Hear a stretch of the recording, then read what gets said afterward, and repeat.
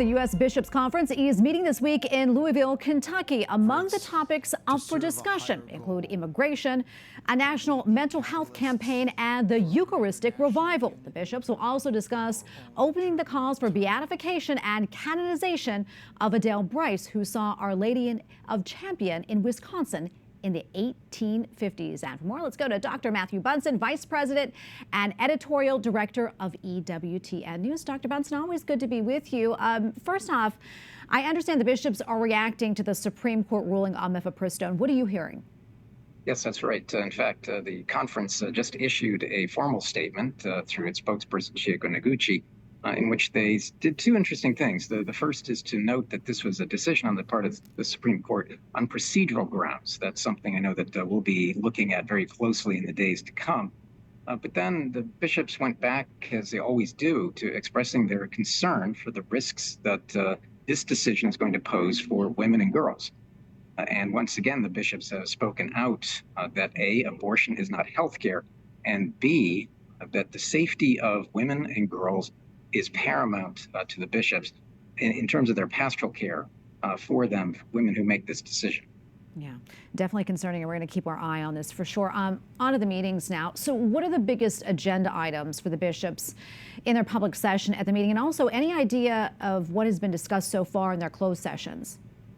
Yes, well, as you enumerated, there are a number of items that the bishops are considering this time around. The mental health campaign, they wrapped up their session today with what I thought was a very poignant set of discussions, as well as some roundtable discussions among the bishops about their own experiences in dealing with what has been an ongoing campaign to help people who are suffering from various forms of mental illness. Also on the agenda are the document for Native Americans or Indigenous Ministries, as well as ministry to young people, which is in some ways the carry forward from the Synod of Bishops that took place in 2018 on youth. And then the bishops are also approving some liturgical documents inside.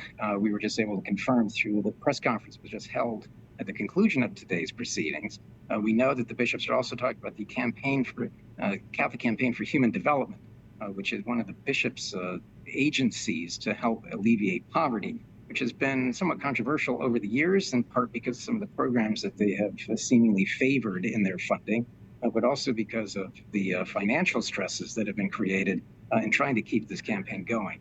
So we'll have to see if there are any formal statements coming out of the conference on that department itself. Although the controversy, I'm sure, will remain. Yeah, and Matthew, what did the Pope's ambassador to the United States, Cardinal Christophe Pierre, what did he have to say to the bishops? Yeah, there's always great interest in what the papal ambassador, the papal nuncio to the United States has to say. In this case, the long-serving Cardinal Christophe Pierre, who was made a cardinal just last year. He spoke beautifully, I thought, and very theologically about adoration, about the Eucharist, within the wider context of everything that we're talking about this summer, which is the National Eucharistic Congress and the National Eucharistic Revival, using the gorgeous imagery theologically of our Lord's risen Lord, meeting with the apostles and helping them to have that encounter with his wounds to heal their own.